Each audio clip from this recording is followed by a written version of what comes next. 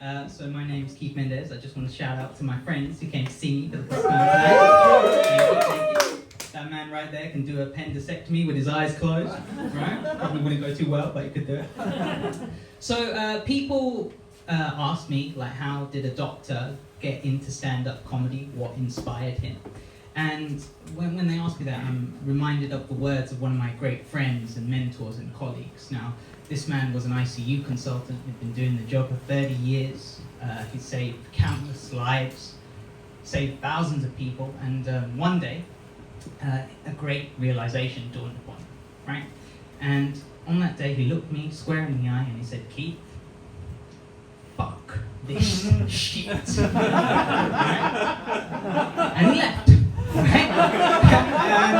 As you can imagine, that makes quite an impression on a young, impressionable doctor. Right? Last time I checked, he was somewhere in Cancun, and so those words have stayed with me ever since. You know, I repeat them after every shift, lest I forget the meaning of those words. Right? But being a doctor is a hard gig. I had a patient complaining to me recently that doctors don't know enough about vaginas. Felt a bit like a targeted criticism. She was saying that 50% of the population have one, it's the organ that we all come out of, and yet so many doctors don't know about it. And I was like, whoa, hold up. Okay, are you talking about doctors in general, or are you talking about me personally? Because why are you looking me in the eye when you say this? But anyway, I just had to sit there and take it. It's not too far off the truth, right? But anyway, that's not what I wanted to talk to you about today. Actually, I thought I'd change it up. So today I actually wanted to talk to you about strippers. And yeah, that's right, strip clubs. Those dens of sin. Yeah, the house that Satan built. Chateau de Stripper. Right? Now, I would be lying if I said that I haven't ventured into such adult entertainment establishments once, maybe twice, both by accident, of course. Right? It was by accident. I didn't know. So it was a few years ago when I was more naive in the ways of the world and strippers. I was down with a friend. He was from Singapore, and he's a budding orthopedic surgeon. If you know anything about orthopedic surgeons, those guys are wild. Okay?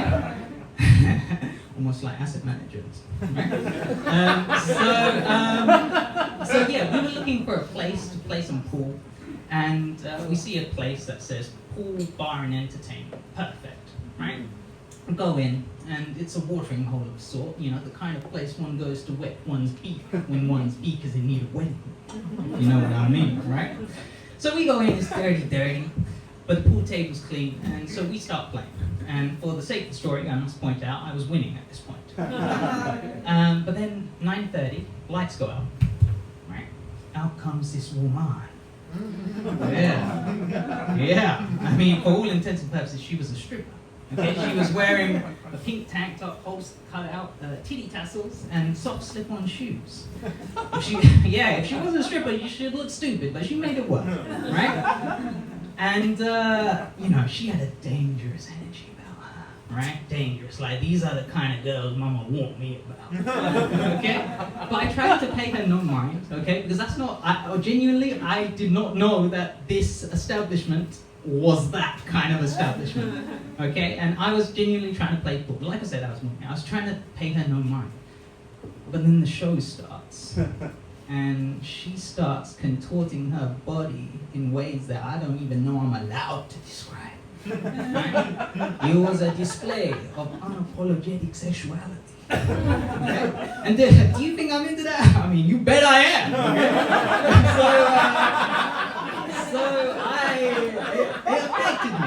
It affected me. I started losing the game. Okay? And obviously, she finishes the show, and she starts going around for all the patrons for tips, and she comes up to me asking for tips. Now, obviously, I didn't come for that purpose. I was just a young, innocent Asian boy just trying to play some pool. Okay? And I tried to reason with her, but in the end, I ended up giving her 30 because, I'm a kind and generous man, and a half-naked woman is a very difficult thing to resist. But to my surprise, in that moment, she started to talk to me. She started asking me where I'm from, what I do, that I'm not part of her usual clientele. And so I told her I'm a doctor. That's kind of a reflex thing I do with women, you know, because I was led to believe that meant something. Like when I introduced myself to a woman, I'm like, hi, I'm doctor. And that's it. No first name, no last name. I was led to believe that would be enough, right? One of the lies my parents told me growing up. But yeah, so I told her, no, I'm a doctor. This is my first time in such an establishment. Although I did once visit a brothel, again by mistake, of course. I got lost in Amsterdam. And so, you know, the thing I noticed is actually, with some of my friends, you can kind of predict where the conversation's going to go, right? Like a lot of them are working professionals, like doctors, bankers, architects, accountants. And, you know, they like to talk about work. Some of the oncologists I know, they have this grandiose sense of self-importance, you know, like they're the best thing since sliced bread, like they've cured cancer, right? So I have to duly remind them that they haven't, right? Like, obviously, when they do, I'll give them a pat on the back, but that's not done yet. But with this stripper, I could not predict where the conversation was going. She started comparing, saying, doctors and strippers are kind of similar. And I was like, man, that's the name. Please tell, right? And she's like, well, in a way, they're both healers. One of the body and mind, and one between the knees. And I got to be honest, in that moment, I never felt more alive down there in that particular moment. So there was no denying that she had a point, right? And then you know, she said like, yeah, we both provide a service, we both work late into night, and then we both work with some real assholes, right? Now obviously she's not talking about the Mount Rector exam she had to do, but I found that stripper very witty, charming and clever, and dare I say I have Balfour. Mum would not be best pleased about that. But anyway, yeah, this story, I don't know if I'll be able to finish this story, but I'll try. Yes, you finish it. So like I said, I'm having this conversation, and all of a sudden, as I'm enamored by her presence, she starts asking me about the causes of bloating. So clearly, obviously, people do struggle to see their GPs, evidently. And, you know, like I was like, in my mind, I was like, what's going on here? Right? I was like, are you trying to test me, stripper? Right? And so, look, I provided healthcare in a variety of settings from, you know, cardiac arrest, neonatal resus, even once at 10,000 feet altitude on a flight back from Singapore, hungover, right? But I've never been as flustered as I was in that moment.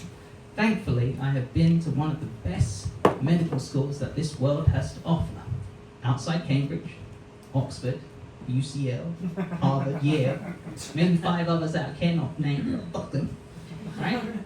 Thankfully, I managed to rattle off a few causes. In the end, we agreed to try some Buscopan, if not go and see the GP, because ovarian cancer was a distinct possibility. And yeah, that I guess the moral of that story is, and then she offered a private dance in return for thank you, you know. But I didn't want to be seen as like exchanging medical advice for like personalized sexual favors, because they frown that kind of thing, right? So in the end, I gave her another 30. So like, you know, in 15 minutes she earned almost my hourly rate. And so in conclusion, if you ever see a sign that says pool, bar and entertainment, bring cash, and I wish you a very pleasant evening.